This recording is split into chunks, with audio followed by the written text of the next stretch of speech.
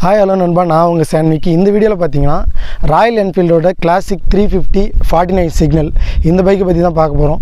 இதுக்கு முன்னாடி பார்த்தீங்கன்னா உங்களுக்கு ராயல் என்ஃபீல்டில் நிறைய டைப்ஸான பைக் இருந்தாலும் மோஸ்ட்லி எல்லாருக்குமே பிடிச்ச ஒரு பைக்குன்னு வந்து பார்த்திங்கன்னா இந்த கிளாசிக் 350 இந்த பைக் தான். இதில் வந்து என்ன ஒரு மேஜரான விஷயம் என்னென்னா, மற்ற இவங்க ராயல் என்ஃபீல்டு பைக் சீரீஸை விட இந்த பைக் சீரீஸில் வந்து பார்த்திங்கன்னா நிறைய விஷயங்கள் வந்து ஓரளவு மேட்சபிளாக இருக்கும். ஓட்டுறவங்களுக்கும் சரி, அதே போல் சீட்டிங் பொசிஷன் எல்லாமே கம்ஃபர்டபுளாக இருக்கும். இது வந்து BS6 மாடல் இல்லை, BS4 மாடல். இதில் வந்து BS4ல் 2 வேரியண்ட் ஆஃப் பைக் லான்ச் பண்ணியிருந்தாங்க. ஒன்று வந்து பார்த்திங்கன்னா 350 கிளாசிக்கு, நெக்ஸ்ட் ஒன்று பார்த்திங்கன்னா 350 கிளாசிக்கில் 49 சிக்னல் மாடல்ன்ற மாரி அதில் 2 கலர் வேரியண்ட்டில் லான்ச் பண்ணியிருந்தாங்க. அந்த பைக்கை பற்றி தான் இந்த வீடியோவில் நம்ம பார்க்க போகிறோம். கிட்டத்தட்ட இதில் நிறையா டிஸ்அட்வான்டேஜ் இருக்குது, ஒரு சில விஷயங்களும் இதில் வந்து பெனிஃபிட்ஸாக இருக்குது. கம்பேர் டு வந்து பார்த்திங்கன்னா நம்மளுக்கு ஸ்போர்ட்ஸ் பைக் கூட கம்பேர் பண்ணும்போது இந்த பைக்கில் வந்து ஒரு சில அட்வான்டேஜ் இருக்குது, மேஜரான டிஸ்அட்வான்டேஜஸ் இருக்குது. அதை பற்றி இந்த வீடியோவில் பார்க்கலாம். உங்களுக்கு இந்த வீடியோ பிடிச்சிருந்தால் லைக் பண்ணுங்கள், கமெண்ட் பண்ணுங்கள். மறக்காமல் சப்ஸ்கிரைப் பட்டனி பெல் பட்டனி கிளிக் பண்ணிக்கோங்க. மோர் வீடியோஸ்க்கு என்னோடய சேனலை ஃபாலோ பண்ணிக்கோங்க. அது மட்டும் இல்லாமல் சோஷியல் மீடியா லிங்க்ஸையும் என்னோடய டிஸ்கிரிப்ஷனில் கொடுத்துருக்கேன், அதையும் ஃபாலோ பண்ணிக்கோங்க. மோர் அப்டேட்ஸை அதில் நீங்கள் ஈஸியாக தெரிஞ்சுக்கலாம். கிளாசிக் 350யோட ஃப்ரண்ட் வீல் வந்து பார்த்தீங்கன்னா உங்களுக்கு ஸ்போக்ஸ் வீல் தான் யூஸ் பண்ணியிருப்பாங்க, அலாய் வீல் யூஸ் பண்ணியிருக்க மாட்டாங்க. இன்கேஸ் வந்து உங்களுக்கு அலாய் வீல் வேணும்னாலும் நீங்கள் அதுக்கேற்ற மாரி உங்களோட டிசைன்ஸ்க்கு ஏற்ற மாரி நீங்கள் மாடிஃபைட் பண்ணி வாங்கிக்கலாம். அதுக்கு நீங்கள் எக்ஸ்ட்ரா வந்து சார்ஜஸ் பே பண்ணுற மாரி இருக்கும். Mostly of the Royal Enfield series bikes எல்லாத்துலேயுமே ஸ்போக்ஸ் வீல் யூஸ் பண்ணுறதுக்கான மெயின் ரீசன் என்னென்னா அந்த பைக்கோட டிசைன் மற்றும் அதோட வெயிட் தான். ஏன்னா நீங்கள் நார்மல் பைக்ஸோட கம்பேர் பண்ணும்போது இந்த பைக்ஸ் வந்து தனி செக்டாருக்குள்ளே வரும். அதனால் இந்த பைக்கோட டிசைன்ஸ் மட்டும் அதில் யூஸ் பண்ணியிருக்கக்கூடிய மெட்டல் ப்ளஸ் டெக்ஸ்சர் எல்லாமே வந்து பார்த்திங்கன்னா உங்களுக்கு ஹெவி வெயிட்டட் மெட்டலாக இருக்குன்றனால அதை வந்து பர்ஃபெக்டாக சஸ்பென்ஸ் பண்ணணும், பேலன்ஸ் பண்ணணும் அப்படின்றனால தான் இந்தமாரி டியூப்டு டயர் யூஸ் பண்ணுறாங்க வித் ஸ்போக்ஸ் வீலோட. இந்த டயர் வந்து பார்த்திங்கன்னா உங்களுக்கு டியூப்டு டயர் ப்ளஸ் ஒரு 19 inches spokes wheel with black கலரில் எடுத்து கொடுத்துருக்காங்க. தென் அதுக்கடுத்தது பார்த்திங்கன்னா உங்களுக்கு ஃப்ரண்ட்டில் வந்து பார்த்திங்கன்னா சிங்கிள் சேனல் ஏபிஎஸ் கொடுத்துருக்காங்க. இந்த பைக்கில் வந்து பார்த்திங்கன்னா டபுள் சேனல் ஏபிஎஸ். ஃப்ரண்ட் வீலில் கொடுத்துருக்கக்கூடிய இந்த சிங்கிள் சேனல் ஏபிஎஸில் வந்து பார்த்திங்கன்னா உங்களுக்கு 280 mm ஒரு ரவுண்ட் டிஸ்க் கொடுத்துருக்காங்க. இந்த டிஸ்கோட பர்ஃபார்மன்ஸ்னு பார்த்திங்கனாலும் உங்களுக்கு பர்ஃபெக்டாக இருக்கும். நார்மலாக நீங்கள் ஏபிஎஸ் பிரேக்கிங் சிஸ்டத்தில் எப்படி இது ஒர்க் ஆகுமோ அதே போல் தான் இந்த பிரேக்கிங் சிஸ்டமும் உங்களுக்கு ஒர்க் ஆகும். என்ன ஒரு இதில் ஒரு மெயினான டிஸ்அட்வான்டேஜ்னால் நீங்கள் வந்து இந்த நார்மல் பைக்ஸை சடனாக அடித்து ஸ்கிட் பண்ணி ஸ்டாப்பிங் பண்ணுறது அந்தமாரி பண்ணும்போது இந்த பைக்ஸ் வந்து உங்களுக்கு கண்ட்ரோல் பண்ணுறப்ப கொஞ்சம் கஷ்டமாக இருக்கும். மற்றபடி ஏபிஎஸோட பர்ஃபார்மன்ஸ்னு பார்த்தீங்கன்னா பர்ஃபெக்டாகவே இருந்துச்சு நான் ட்ரைவ் பண்ணி பார்க்கும்போது. அனதர் ஒன்று பார்த்திங்கன்னா இங்கே டெலஸ்கோபிக் சஸ்பென்ஷன் யூஸ் பண்ணுறாங்க. Telescopic suspension with fork use பண்ணுறனால இந்த இடத்துல உங்களுக்கு ஹெவியான லோடை வந்து கெப்பாசிட்டி பண்ணுற அளவுக்கு தான் டிசைன் பண்ணியிருக்காங்க. அது மட்டும் இல்லாமல் உங்களுக்கு டெலஸ்கோபிக் சஸ்பென்ஷனோட அதோட வித்து ப்ளஸ் பெசில்ஸ் வந்து பார்த்திங்கன்னா உங்களுக்கு நல்லாவே திக்னஸாகவே கொடுத்துருக்காங்க. பேக் வீல் வந்து பார்த்திங்கன்னா உங்களுக்கு டியூப்டு டயர் ப்ளஸ் ஒரு 18 இன்ச்சஸ் ஸ்போக் வீல் தான் யூஸ் பண்ணியிருக்காங்க. இங்கேயும் வந்து இவங்க அலாய் வீல்லாம் யூஸ் பண்ணல, டூயல் ஸ்போக் வீல் தான் யூஸ் பண்ணியிருக்காங்க. தென் பேக் சைடில் வந்து பார்த்திங்கன்னா உங்களுக்கு 240 mm ஒரு ஏபிஎஸ் டிஸ்க் யூஸ் பண்ணியிருக்காங்க. இது ரெண்டுத்துக்குமே வந்து பார்த்திங்கன்னா சின்ன டிஃப்ரெண்ட் தான் வரும். யூஸ் பண்ணியிருக்கக்கூடிய அந்த கேலிவர் பேடு வந்து பார்த்திங்கன்னா ஃப்ரண்ட் வீல் ஏபிஎஸ் பர்ஃபெக்டாக ஒர்க் ஆகணும் அப்படின்றனால உங்களுக்கு அங்கே 2 பஞ்சஸ் கொடுத்துருப்பாங்க, பேக் சைடில் சிங்கிள் பஞ்சஸ் கொடுத்துருப்பாங்க. தென் இங்கே பேக் சைடில் உங்களுக்கு சஸ்பென்ஷன் பார்த்திங்கன்னா ட்வின் கேஸ் சார்ஜர் ஷேக் அப்சர் தான் கொடுத்துருப்பாங்க. இது ஏன் இந்தமாரி டிசைன் பண்ணியிருக்காங்கன்னா நீங்கள் வேரியபிளாக ஒரு 5 செட்டப் வரைக்கும் வேரியபிள் பண்ணி அட்ஜஸ்டபிளில் பர் லோடுக்கு ஏற்ற மாதிரி நீங்கள் டிசைன் பண்ணி அதுக்கேற்ற மாதிரி அட்ஜஸ்ட் பண்ணி நீங்கள் ரன் பண்ணலாம். அதனால தான் உங்களுக்கு இந்தமாரி செட்டப்பில் வந்து இந்த இடத்துல உங்களுக்கு ஷேக் அப்சர் கொடுத்துருக்காங்க.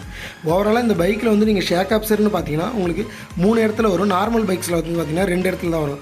கிளாசிக் 350 பொறுத்த வரையிலும் 3 இடத்துல எந்தமாதிரி ஷேக் அப்சர்னால் ஒன்று வந்து பார்த்திங்கன்னா ஃப்ரண்ட் வீலில் வரும், செகண்ட் ஒன்று பார்த்திங்கன்னா பேக் வீலில் வரும். தென் வந்து பார்த்திங்கன்னா ப்ரைமரி சீட்டில் ட்ரைவ் பண்ணுறவங்க அவங்களுக்கே பார்த்திங்கன்னா ஸ்பெஷல் ஸ்ப்ரிங்ஸ் மாரி அட்டாச் பண்ணியிருப்பாங்க. அதனால் நீங்கள் லாங் ட்ரைவ்ஸ் போகும்போது உங்களுக்கு நல்லாவே வந்து ஒரு ஸ்மூத்தாக இருக்கும். ப்ளஸ் வந்து இந்த பேக் போன்ஸ் அது மாதிரி பெயின் எதுவுமே இருக்காது. ஒரு ரிலாக்ஸ்டாக ஒரு நார்மலாக 70-80 போகும்போது உங்களுக்கு ஒரு நார்மல் ஸ்மூத்தான ட்ரைவ் அப்படி இருக்கிறதுனால தான் இந்தமாரி பைக்ஸ்க்கு வந்து இவங்க ஸ்பெஷல் சஸ்பென்ஷனை வந்து ப்ரிப்பேர் பண்ணுறாங்க. அண்ட் அனதர் ஒன்று விஷயம் இதில் ஸ்பெஷலான விஷயம் என்னென்னு பார்த்தீங்கன்னா இந்த இடத்துல வந்து இவங்க டியூப்டு டயர் யூஸ் பண்ணும்போது ஒரு சில டிஸ்அட்வான்டேஜ் இருக்கும். ஏன்னா டியூப்டு டயர் வந்து பார்த்திங்கன்னா இந்த பைக் வெயிட் வந்து ஹெவியாக இருக்குன்றனால எங்கேயாவது பஞ்சர் ஆச்சுன்னா உங்களை வந்து டியூப்டு டயர் மாரி இதை கொஞ்சம் ஒரு இடத்துல இன்னொரு இடத்துல மூவ் பண்ணிட்டு போகிறப்போ உங்களுக்கு ரொம்பவே வந்து கஷ்டப்படுற மாரி இருக்கும். அதுதான் வந்து இந்த பைக்கில் கொஞ்சம் மேஜரான டிஸ்அட்வான்டேஜ். தென் அனதர் பார்த்திங்கன்னா நம்ம பார்க்க போகிறது பைக்கோட இன்ஜின். பைக்கோட இன்ஜின்ஸ்னு பார்க்கும்போது நார்மல் பைக்ஸ்க்கும் இந்த பைக்ஸ்க்கு இன்ஜினுக்கும் என்ன ஒரு மேஜர் டிஃப்ரெண்ட்னா, இந்த பைக்கோட இன்ஜின் சைஸ் பெருசாக இருக்கும். ஆனால் இவங்க மோஸ்ட்லியாக பைக் வந்து பார்த்திங்கன்னா ஏர் கூல்டு இன்ஜின் தான் யூஸ் பண்ணுவாங்க. அதுக்கான ரீசன் அப்படி என்னென்னா, இவங்க மேக் பண்ணுற அந்த இன்ஜினோட டிசைன் தான். நார்மல் இன்ஜின்ஸ் வந்து கம்ப்ரெஷன் ரேஷியோன்னு வந்து பார்த்திங்கன்னா உங்களுக்கு 10:1 இருக்கும். ஆனால் இந்த இன்ஜின்ஸில் வந்து உங்களுக்கு கம்ப்ரெஷன் ரேஷியோன்னு பார்த்திங்கன்னா 18.1/1 இருக்கும். அதனால் வந்து இது ஏர் கூல்டு இன்ஜின் தான் இங்கே யூஸ் பண்ணியிருக்காங்க. இந்த இடத்துல வந்து ஈஸியாகவே ஏர்லேயே கூல் ஆகிற மாரி இங்கே ஒரு ஓப்பன் டைப் விண்டோவாக இருக்கிறதுனால ஈஸியாகவே இன்ஜின் கூல் ஆகிடும். தென் மேக்ஸிமம் பவர்னு பார்த்தீங்கன்னா உங்களுக்கு கிளாசிக் 350 19.8 PHP பவர் வரைக்கும் ப்ரொடியூஸ் பண்ணும். தென் மேக்ஸிமம் டார்க் பார்த்தீங்கன்னா 28 Nm அப்படின்றத ப்ரொடியூஸ் பண்ணும். டார்க்கோட ரேஷியோ வந்து உங்களுக்கு அதிகமாக இருக்கிறதுனால இப்போ நார்மல் ஸ்போர்ட்ஸ் பைக்கில் வந்து பார்த்தீங்கன்னா உங்களுக்கு ஒரு 19.4 இல்லைனா 18.4 இருக்கும். ஆனால் இங்கே வந்து பார்த்தீங்கன்னா 28.5 Nm டார்க் அப்படி இருக்குன்றனால இந்த டிஃப்ரென்ஸில் உங்களுக்கு என்ன வரும்னா, ஆனால் சடன் பிக்கப் அப்படி கிடைக்கும் அப்படின்னிங்கன்னா அந்த டார்க் வச்சு அது வந்து பாசிபிள் இல்லை. ஆனால் இனிஷியலாக மூவ்மெண்ட் ஆகிட்டு உங்களுக்கு கிடைக்கக்கூடிய அந்த டார்க்கோட ரேஷியோ வந்து பார்த்திங்கன்னா பக்காவாக இருக்கும். அதனால தான் வந்து இது மேக்ஸிமம் டார்க்கை வந்து 280 அட்டு 4000 RPM ரேஞ்சில் சொல்கிறாங்க. இங்கே எமிஷன் ஸ்டாண்டர்ட்னு பார்த்தீங்கன்னா இந்த பைக் வந்து BS4 தான், இது BS6 இல்லை. இங்கே ஃபியூல் இன்ஜெக்ஷன் அந்தமாரி சிஸ்டம் எதுவுமே யூஸ் பண்ணலை. தென் இக்னிட்டேஷன் சிஸ்டம்னு பார்த்தீங்கன்னா லேட்டஸ்ட் இக்னிட்டேஷன் சிஸ்டமான டிரான்சிஸ்டர் காயில் இக்னிட்டேஷன் தான் யூஸ் பண்ணுறாங்க. அதில் எந்த ஒரு சொல்கிற மாரி இல்லை. தென் அதுக்கப்புறம் பார்த்தீங்கன்னா ஓவரால் இந்த விதத்தில் பார்த்தீங்கன்னா கிளச்சுன்னு பார்க்கும்போது வெட் மல்டிப்ளேட் கிளச்சு தான் கொடுத்துருக்காங்க. கியர் டிரான்ஸ்மிஷன் பார்க்கும்போது உங்களுக்கு 5 gear manual speed gear transmission தான் கொடுத்துருக்காங்க. நீங்கள் ரைடிங் ரேஞ்சுன்னு பார்க்கும்போது இந்த இன்ஜின் கெப்பாசிட்டியில் 472 வரைக்கும் நீங்கள் போகலாம் அப்படின்ற மாதிரி கொடுத்துருக்காங்க. ஃபியூல் டேங்க் கெப்பாசிட்டின்னு பார்த்தீங்கன்னா 13.5 லிட்டர்ஸ் வரைக்கும் நீங்கள் மூவ் பண்ணி எடுத்துகிட்டு போகலாம். தென் இதில் ஒரு மேஜரான விஷயம் என்னென்னா, இந்த பைக்ஸில் பம்பர்ஸுன்னு பார்த்தாலே உங்களுக்கு ராயல் என்ஃபீல்டு எல்லா பைக்லையுமே எந்தமாரி டிசைன்ஸ் இருக்கோ இல்லையோ, கிளாசிக்கை பொறுத்த வரையும் அதில் ஏகப்பட்ட டிசைன்ஸ் ஆஃப் வெரைட்டிஸ் இருக்கும். நாங்கள் இதில் யூஸ் பண்ணியிருக்க இந்த வெரைட்டி வந்து பார்த்திங்கன்னா பம்பர்ஸு மல்டி வித்து அது கூட வந்து ரோப்ஸை வந்து சேர்த்து அட்டாச் பண்ணி நாங்கள் டிசைன் பண்ணியிருக்கோம். இதில் நிறையா டிசைன்ஸ் இருக்குது. உங்களோட நீங்கள் ஸ்பெண்ட் பண்ணுற அமௌண்ட்டுக்கு ஏற்ற மாரி நீங்கள் இதை டிசைன் பண்ணி நீங்கள் பே பண்ணி வாங்கிக்கலாம். என்னென்னா நீங்கள் ஒவ்வொன்றுமே இன்க்ரீஸ் பண்ணும்போது உங்கள் பைக்கோட ஓவரால் லோடு வந்து பார்த்திங்கன்னா உங்களுக்கு கெப்பாசிட்டி இன்க்ரீஸ் ஆகிட்டே போகும். அதனால் வந்து பார்த்திங்கன்னா பைக்கோட வெயிட் வந்து பார்த்திங்கன்னா உங்களுக்கு நார்மல் வெயிட்டோட கொஞ்சம் அட்டாச்சபிளாக அதிகமாகிட்டே போகும். இங்கே வந்து பார்த்திங்கன்னா உங்களுக்கு கியர் டிரான்ஸ்மிஷன் பார்த்தீங்கன்னா வச்சுக்கோங்களேன் ஸ்டெயின்லெஸ் ஸ்டீலில் கொடுத்துருப்பாங்க. அது ஒரு ஸ்பெஷலான விஷயம். தென் சைடு ஸ்டாண்டு பார்த்திங்கன்னா உங்களுக்கு ஸ்டெயின்லெஸ் ஸ்டீலால் தான் கொடுத்துருப்பாங்க. ஃபுட் ரெஸ்ட்டுன்னு பார்த்தீங்கன்னா உங்களுக்கு மெட்டல் ப்ளஸ் லப்பர் கோட்டிங்கோடு கொடுத்துருப்பாங்க. தென் செகண்டரி அந்த ஃபுட் ரெஸ்ட்டுன்னு பார்த்தீங்கன்னா உங்களுக்கு ஃபுல் மெட்டலில் கொடுத்துருப்பாங்க. ஒரு சில இடங்களில் வந்து பார்த்திங்கன்னா உங்களுக்கு ஸ்டெயின்லெஸ் ஸ்டீல் யூஸ் பண்ணியிருப்பாங்க. ஒரு சில இடங்களில் வந்து பார்த்திங்கன்னா metal plus pilot food rest இந்தமாரி டிஃப்ரெண்ட்டாக யூஸ் பண்ணியிருப்பாங்க. ராயல் என்ஃபீல்டை பொறுத்த வரையிலும் சைலன்சர்னு பார்த்தீங்கன்னா அவங்களே வந்து இதை மேக் பண்ணுவாங்க. ஆக்சுவலாக அவங்க சைடில் இதை என்ன சொல்லுவாங்கன்னா GMA சொல்லுவாங்க, ஜென்யூன் மோட்டார் சைக்கிள் அக்சசரிஸ் அப்படின்வாங்க. மோஸ்ட்லி ஆஃப் த இந்த பைக்குக்கு தேவையான சைலன்சர் அவங்களே வந்து மேக் பண்ணுவாங்க. இந்த கிளாசிக் 350 யூஸ் பண்ணியிருக்கக்கூடிய இந்த சைலன்சர் வந்து பார்த்திங்கன்னா பி ஷூட்டர் அப்படின்ற மாரி ஒரு லாங் லென்த்தியாக இருக்கும். அந்த சைலன்சர் தான் யூஸ் பண்ணியிருப்பாங்க. ஹேண்டில் பார்ஸ்ன்னு பார்க்கும்போது பைக்கோட ஹேண்டில் பார்ஸ்ன்னு பார்த்தீங்கன்னா கோல்சியம் பைக் அப்படின்வாங்க. அந்தமாரி ஒரு ஸ்ட்ரக்சரில் இருக்கக்கூடிய ஹேண்டில் பார் தான் யூஸ் பண்ணியிருப்பாங்க. இந்த பைக்கில் வந்து பார்த்திங்கன்னா HP1 லென்த்தி ஹேண்டில் பார் தான் யூஸ் பண்ணியிருப்பாங்க. ஃபுல்லி மெட்டல் பிளாக் கோட்டிங்கில் இருக்கும். இதோட மெக்கானிக்கல் ஸ்ட்ரென்த்து வந்து பார்த்திங்கனாலும் உங்களுக்கு நல்லா திக்னஸாகவே இருக்கும். அதே போல் ரைட் சைடில் வந்து பார்த்திங்கன்னா இந்த இடத்துல கீழ் சுவிட்ச் கொடுத்துருப்பாங்க. Then high beam low beam கொடுத்துருப்பாங்க. தென் செல்ஃப் ஷாட் கொடுத்துருப்பாங்க. லெஃப்ட் சைடில் வந்து பார்த்திங்கன்னா pass light then high beam low beam horn இந்த செட்டப்பில் கொடுத்துருப்பாங்க. உங்களுக்கு ஓவராலாக இதோட செட்டிங் வந்து பார்த்திங்கன்னா பழைய பைக்ஸில் எப்படியோ சென்டிமெண்ட்லாம் இருக்குமோ அதே போல் டிசைன்ஸில் தான் இருக்கும். எக்ஸ்ட்ரா ஃபீச்சர்ஸ்னு அப்படின்ற போது நீங்கள் பார்த்தீங்கன்னா இதில் டிஜிட்டல் மீட்டர்ஸ் அந்தமாரிலாம் நீங்கள் மற்ற ஸ்போர்ட்ஸ் பைக்கில் எக்ஸப்டேஷன் பண்ணுற மாரி இந்த பைக்கில் பண்ண முடியாது.